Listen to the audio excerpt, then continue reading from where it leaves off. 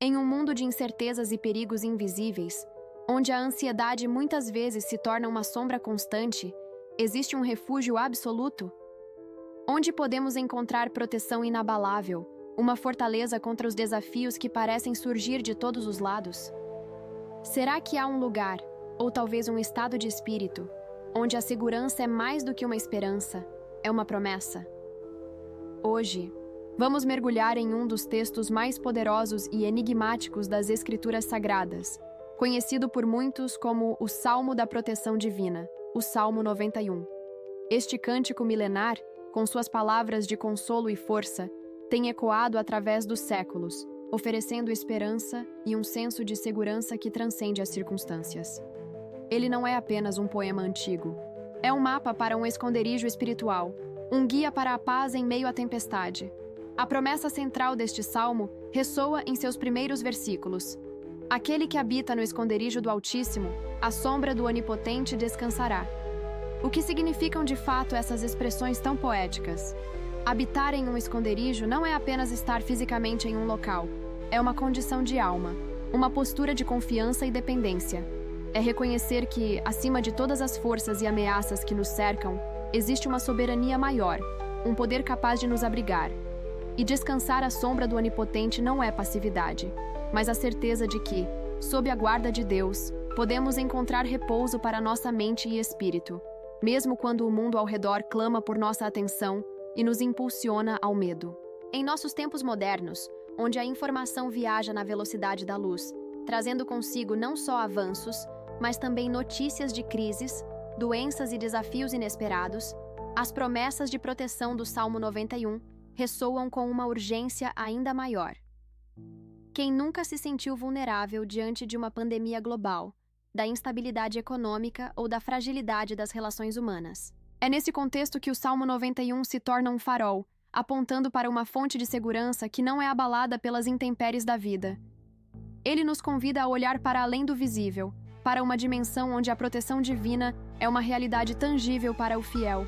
Para nos ajudar a compreender a profundidade dessa proteção, o salmista utiliza figuras de linguagem que, à primeira vista, podem parecer distantes de nossa realidade, mas que, ao serem desvendadas, revelam verdades atemporais.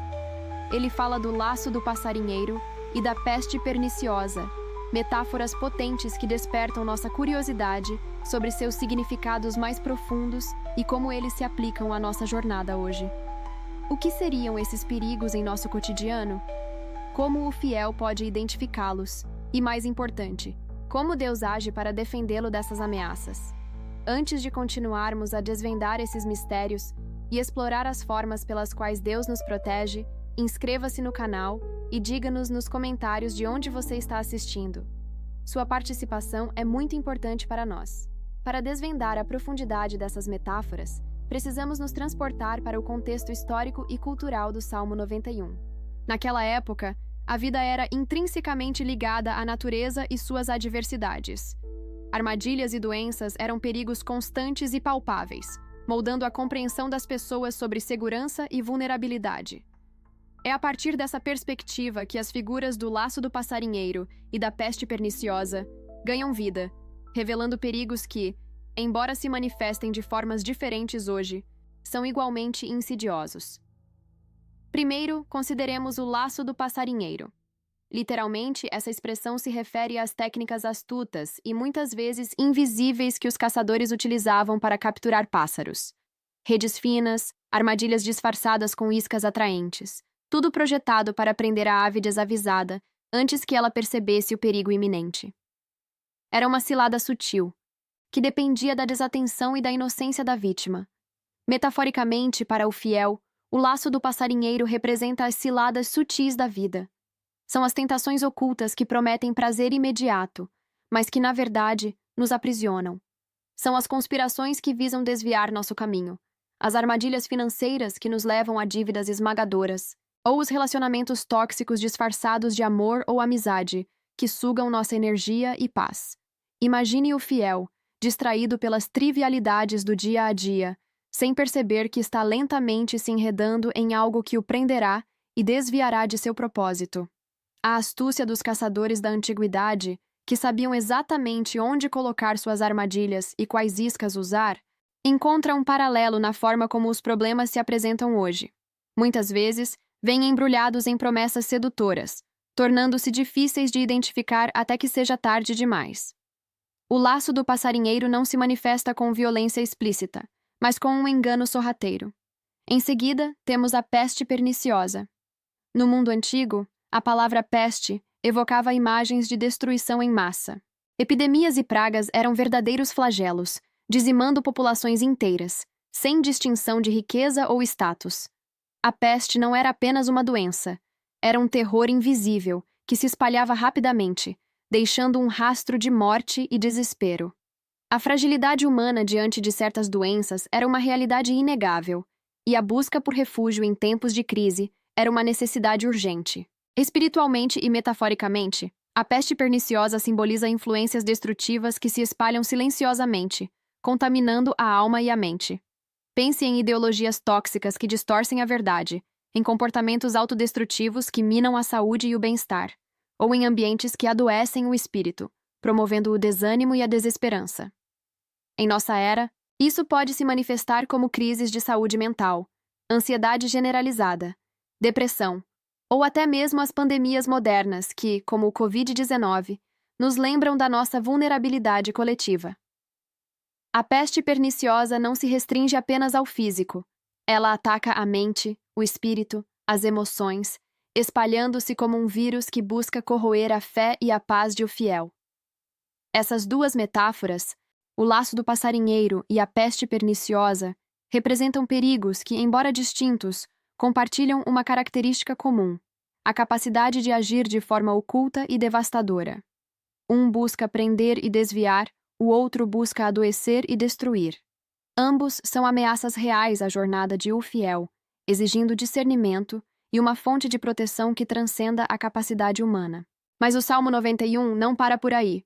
Ele também nos introduz a outros antagonistas, o leão e a áspide, figuras que representam ataques mais diretos e violentos. São as forças brutas e traiçoeiras que surgem para nos confrontar de frente, e sobre as quais o Salmo promete uma vitória surpreendente. Mas isso, vamos explorar em nossa próxima parte, enquanto continuamos a desvendar como Deus, o Altíssimo e Onipotente, age para defender o fiel de todos esses perigos. É neste ponto crucial que o Salmo 91 nos revela a magnitude da defesa divina, uma proteção que transcende a compreensão humana e se manifesta de formas poderosas e inabaláveis. O Altíssimo não é um Deus distante, mas um refúgio e uma fortaleza para o fiel, um abrigo seguro onde a paz e a proteção são encontradas em meio às tempestades da vida. A ideia de correr para ele em momentos de crise não é um ato de desespero, mas de confiança profunda, sabendo que ali, e somente ali, há segurança plena. É como um porto seguro em um mar revolto, um lugar onde o barco de ó fiel pode ancorar e resistir às mais violentas tempestades. Uma das promessas mais reconfortantes deste salmo é a proteção angelical. Ele nos assegura que anjos são comissionados para guardar o fiel em todos os seus caminhos, impedindo quedas físicas e espirituais. Imagine um exército invisível, operando em nosso favor, desviando perigos que nem sequer percebemos, intervindo em situações que poderiam nos levar à ruína. Não se trata de uma fantasia, mas de uma verdade espiritual que nos lembra que não estamos sozinhos. Cada passo de o fiel é acompanhado por esses seres celestiais, garantindo que mesmo nas trilhas mais traiçoeiras, seus pés não tropecem. É a manifestação do cuidado de Deus em ação, um lembrete de que sua providência se estende a cada detalhe de nossa existência. Além disso, a palavra de Deus e sua fidelidade são apresentadas como um escudo e um broquel, uma armadura completa contra todos os tipos de ataques. A verdade de Deus, inabalável e eterna, serve como uma defesa robusta, um baluarte intransponível contra a mentira, o engano e as setas inflamadas do inimigo. Em um mundo onde a verdade é constantemente distorcida e atacada, ter a palavra de Deus como nosso escudo significa que temos uma base sólida sobre a qual podemos nos firmar, inabaláveis diante das investidas do laço do passarinheiro e da peste perniciosa. É a certeza de que, por mais que as circunstâncias tentem nos abalar, a verdade de Deus permanece como nossa proteção inabalável. A promessa de presença constante é outro pilar da defesa divina. Deus está com o fiel na angústia, respondendo ao seu clamor e livrando-o. Isso não significa a ausência de problemas, mas a presença de Deus na adversidade. Não prometem que o fiel nunca passará pelo vale da sombra da morte, mas que, mesmo ali, Deus estará ao seu lado, transformando a escuridão em luz, o medo em coragem. É a certeza de que, mesmo nos momentos mais sombrios, a voz do Altíssimo se fará ouvir, trazendo consolo e esperança. E então, chegamos à promessa mais audaciosa, a capacidade de o fiel pisar sobre o leão e a áspide. Lembrem-se, essas figuras representam ataques mais diretos e violentos, forças brutas e traiçoeiras. Pisar sobre elas simboliza vitória e autoridade concedida sobre essas ameaças.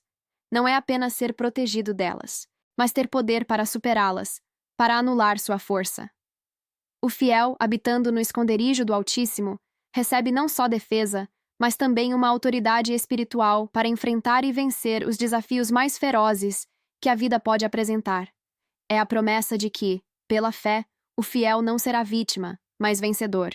No entanto, toda essa proteção e autoridade vem com uma condição essencial: a importância de habitar na presença de Deus. Não se trata de uma fórmula mágica a ser recitada em momentos de perigo, mas de um relacionamento contínuo, uma vida de constante oração, confiança e obediência.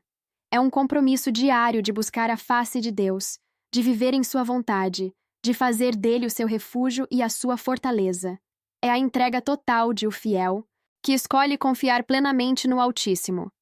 Em última análise, o Salmo 91 não é apenas uma lista de promessas, mas um convite à reflexão sobre a natureza da nossa fé e da nossa relação com Deus. Ele nos desafia a buscar esse esconderijo em nossa própria vida, a fazer dele a nossa morada.